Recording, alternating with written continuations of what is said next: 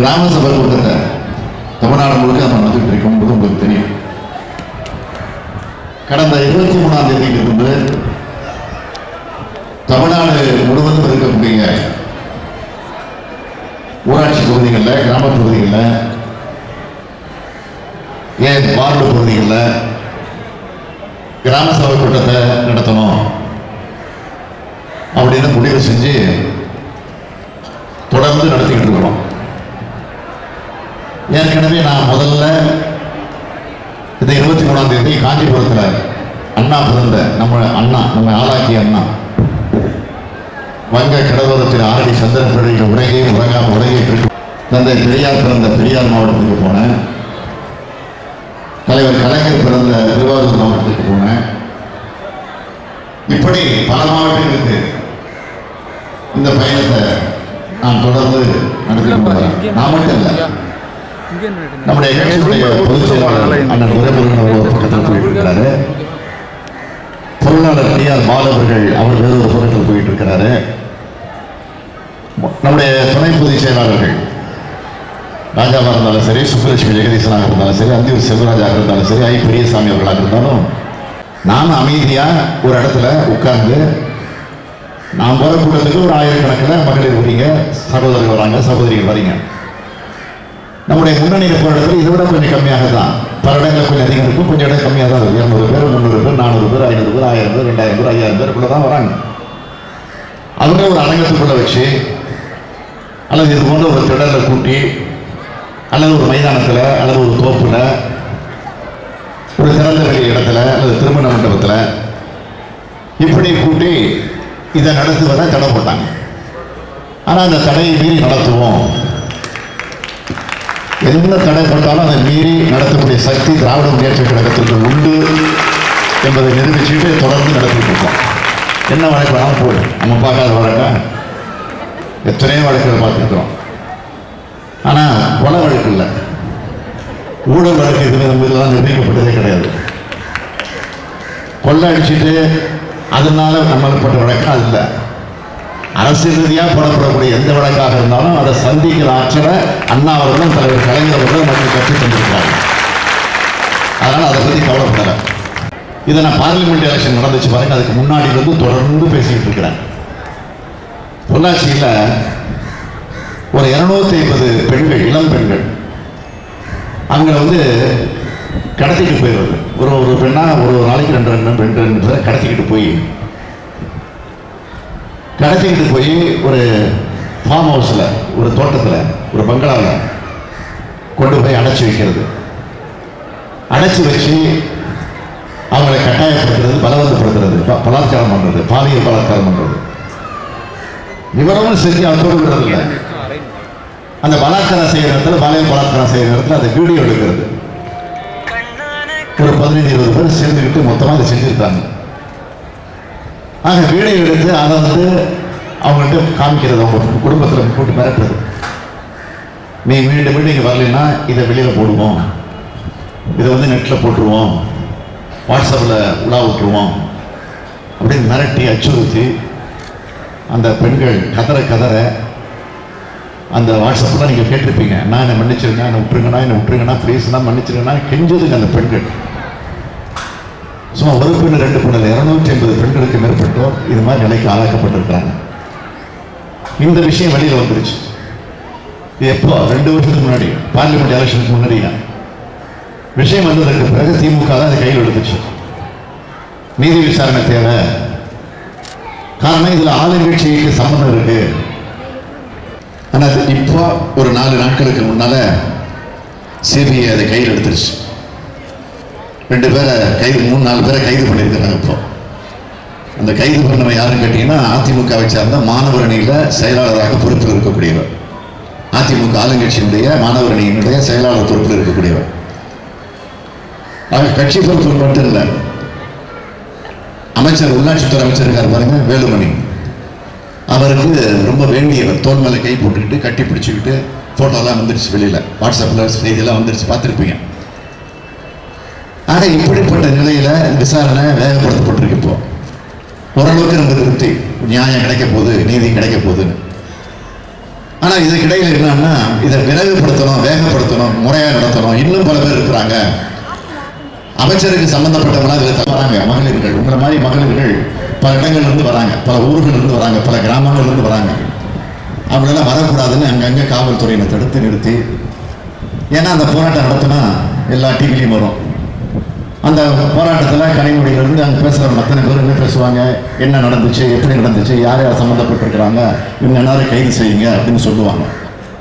ஆக இதை தடுக்கணும்.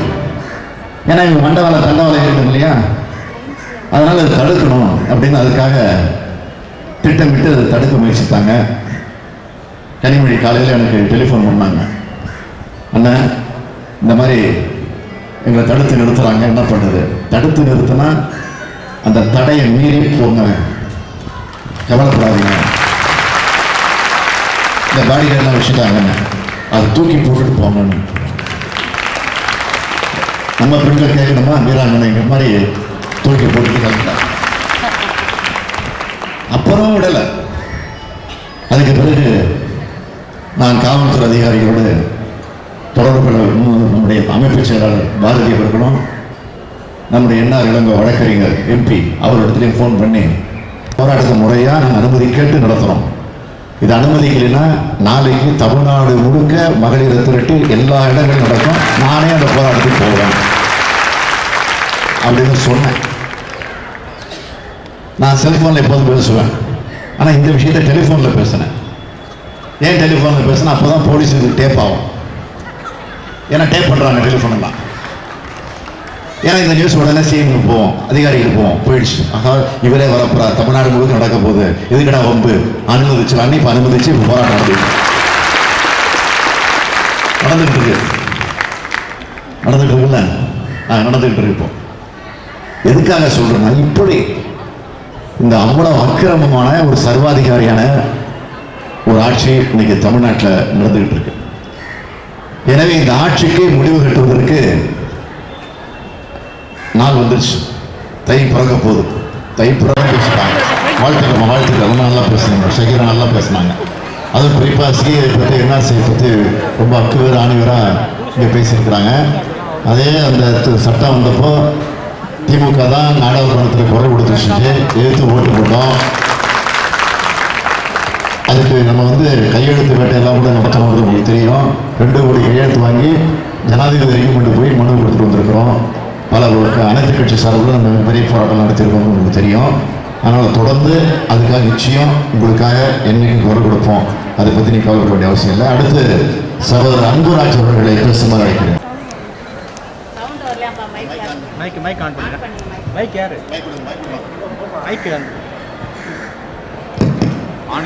ஹலோ ஹலோ ஹலோ ஹலோ எல்லாருக்கும் அஸ்ஸலாமு அலைக்கும். எல்லாருக்கும் சலாம் அலைக்கும். எல்லாருக்கும் வணக்கம். நான் பேச வந்தது என்ஆர்சி சிஏ அதை பற்றி பேச வந்திருக்கிறேன். நாங்கள் ரொம்ப கஷ்டப்பட்டோம் இந்த சிஏ என்ஆர்சிக்காக. ரொம்ப ரொம்ப உத வாங்கணும், ரொம்ப ரொம்ப இதாகணும். எங்கள் பசங்க, எங்கள் வீட்டுக்காரங்க எல்லாருமே ரொம்ப ரொம்ப எங்களுக்கு துன்பம் கொடுத்துட்டு இழுத்துட்டு போய் ஸ்டேஷனில் அடிச்சுட்டு ரொம்ப இது பண்ணிட்டாங்க. அப்போ கூட நாங்கள் 35 நாள் எப்படியோ இது பண்ணிட்டோம். பண்ண பிறகு யாருமே எங்களுக்கு ஆதரவு தெரிவிக்கலை. ஆனால் எல்லாம் பொதுமக்கள் தான் ஆதரவு தெரிவிக்கிறாங்க எங்களுக்கு. சிஏக்காக எல்லாருமே சொல்லியிருக்கிறாங்க. சொன்னால் கூட நாங்கள் மறுபடி இது எல்லாருமே எங்களுக்கு ஆதரிக்கிறாங்க. இந்த சிஏ என்ஆர்சி எதுக்காக அவங்களுக்காக பாதுகாப்புக்கு வாக்கி டாக்கி, இந்த வாக்கி டாக்கியில் ஒப்பந்தம் பண்ணியிருக்காங்க. அந்த வாக்கி டாக்கி வாங்கினதுல பல முறைகேடுகள் வந்திருக்கு. அதில் கிட்டத்தட்ட 30 கோடி ரூபாய் முறைகேடு பண்ணியிருக்காரு. யாரு? இந்த மீன்வளத்துறை அமைச்சராக இருக்கக்கூடிய ஜெயக்குமார் அவர்கள். இது ஏதோ இங்கே சொல்கிறேன்னு நினச்சிக்காதீங்க. ஒரு 15 நாளைக்கு முன்னாடி கவர்னர் இடத்திலே நாங்கள் மனு கொடுத்துருக்குறோம், புகார் மனு கொடுத்துருக்குறோம். எடப்பாடியிலிருந்து இந்த ஜெயக்குமார் வரைக்கும் பல மந்திரிகள் பேர்லாம் சொல்லி, வேலுமணி, தங்கமணி, குட்கா புகழ், விஜயபாஸ்கர், இந்த ஜெயக்குமார், முந்திரிப்பட்ட ஜெயக்குமார், இவங்க வரைக்கும் நாங்கள் புகார் மனுவே கொடுத்துருக்குறோம். யார் யார் எவ்வளோ கோடி ரூபாய் கொள்ளடிச்சிருக்கிறாங்கன்னு. அதில் இடம்பெற்றிருக்கு. அது மட்டும் இல்லை, இந்த டிஎன்பிஎஸ்சின்னு உங்களுக்கு தெரியும், தமிழ்நாடு பப்ளிக் சர்வீஸ் கமிஷன் வேலை வாய்ப்பு பற்றி சொன்னாங்கல்ல, வேலை வாய்ப்பை ஏற்படுத்தி தருவதற்காக ஒரு டிஎன்பிஎஸ்சி தான் அதுக்கு முன்னாடி இருக்கு. போஸ்டிங்லாம் அது மூலமாக தான் போடுறோம். ஆக அதில் அந்த தேர்வில் முறைகேடு நடந்திருக்கு. இதை கண்டுபிடிச்சது திமுக. அதுக்காக ஆர்ப்பாட்டம் போராட்டம் தான் நடத்தணும். அதுக்கப்புறம் சிபிசிஐடி வழக்கு பதிவு பண்ணாங்க. சிபிசிஐடி விசாரிக்கணும்னு சொல்லி பதிவு பண்ணாங்க. இது வரைக்கும் விசாரிச்சிருக்காங்க தவிர இது வரைக்கும் உண்மைகளை வரல. இப்போ சொல்கிறேன், 4 மாதத்துக்கு திமுக ஆட்சிக்கு வரப்போகுது. வந்த உடனே அதை கண்டுபிடிச்சு அதற்குரிய நடவடிக்கை நிச்சயமாக நாம் எடுப்போம் என்ற நிலையை சொல்ல விரும்புகிறேன். அடுத்தது, இங்கே வணிக பெருமக்கள் எல்லாம் இந்த பகுதியில் அதிகம் இருக்கிறீங்க. இந்த ஜிஎஸ்டினால எவ்வளவு கஷ்டங்களை அனுபவிச்சிருக்கிறது நான் சொல்ல வேண்டிய அவசியம் இல்லை. அந்த ஜிஎஸ்டியை ஜிஎஸ்டியை நாம் செலுத்துகிறோம். நாம் பணம் செலுத்துறது தான் ஜிஎஸ்டிக்கு சேருது. ஆனால் அந்த ஜிஎஸ்டி வாங்கி கொண்டிருக்கக்கூடிய மத்திய அரசு மாநில அரசுக்கு குறிப்பிட்ட தொகையை வழங்கி இது வரைக்கும் வழங்கியிருக்காங்கன்னா வழங்கலை. ஆனால் இங்கேருந்து ஒவ்வொரு முறையும் நம்ம மந்திரி இருக்கார் பாருங்க, ஜெயக்குமார், ஒவ்வொரு முறையும் டெல்லிக்கு போகிறார். அங்கே போய் ஒரு மீட்டிங்கில் கலந்துக்கிறார். ஜிஎஸ்டி வாங்க போகிறேன், ஜிஎஸ்டி கேட்க, ஜிஎஸ்டி வரி நம்ம பணம் நமக்கு வந்து சேர வேண்டிய பணத்தை கேட்க போகிறேன் அப்படின்னு ஒவ்வொரு முறையும் போகிறார். போயிட்டு வராது. ஏதோ சுற்றுலா பயணம் போது போயிட்டு வராரு தவிர இது வரைக்கும் மத்திய அரசு அதையும் வழங்கவில்லை என்பதை நான் இங்கே தெரிவித்து விரும்புகிறேன். அடுத்து இங்கே பல பிரச்சனைகளை இங்கே சகோதரர் இங்கே பேசும்போது சொன்னார். 2004ஆம் ஆண்டு சுனாமிக்கு முன்பு மீன்பிடி துறைமுக பகுதிக்குள்ள ஒரு பெரிய விளையாட்டு மைதானம் இருந்துச்சு. அந்த சுனாமிக்கு பிறகு அந்த மைதானம் மத்திய அரசுடைய கட்டுப்பாட்டுக்குள்ள போயிடுச்சு. மக்கள் இதை பயன்படுத்த அனுமதிக்கிறது இல்லை.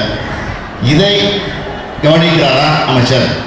இதை எதிர்த்து என்றைக்காவது குரல் கொடுத்திருக்கிறாரா? அதை மத்திய அரசிடமிருந்து மீட்க வேண்டும், அந்த பகுதியில் இருக்கக்கூடிய மக்களுக்கு பயன்பட வேண்டும் என்று எண்ணி பார்த்திருக்கிறாரா? இல்லை. அடுத்தது பார்த்தீங்கன்னா, ராயபுரத்தில் போக்குவரத்து நெரிசலை குறைப்பதற்கான நடவடிக்கைகளை இது வரைக்கும் அவர் எடுக்கலை. அவர் கிட்டத்தட்ட பல ஆண்டு காலமாக அமைச்சராக மட்டும் இல்லை, சட்டமன்ற உறுப்பினராக இங்கே தொடர்ந்து இருந்துருக்கிறாங்க, உங்களுக்கு தெரியும். ஆனால் இந்த பகுதியில் ஏதாவது முன்னேற்றம் கண்டிருக்கா? எங்கேயாவது பாலம் கட்டியிருக்கிறாரா? திமுக ஆட்சி காலத்தில் தான் இங்கே இருக்கக்கூடிய பாலங்கள்லாம் கட்டப்பட்டுச்சுங்கிறது உங்களுக்கு எல்லாத்தையும். நான் மேயராக இருந்தப்போ தான் தமிழ்நாட்டில் பாலங்கள் பல கட்டியிருந்தாலும் சென்னை மாநகரத்தின் மேயராக இருந்து மாநகராட்சியின் சார்பில் 9 மேம்பாலங்களை கட்டியிருப்பேன் எனக்கு இருந்தது உங்களுக்கு தெரியும்.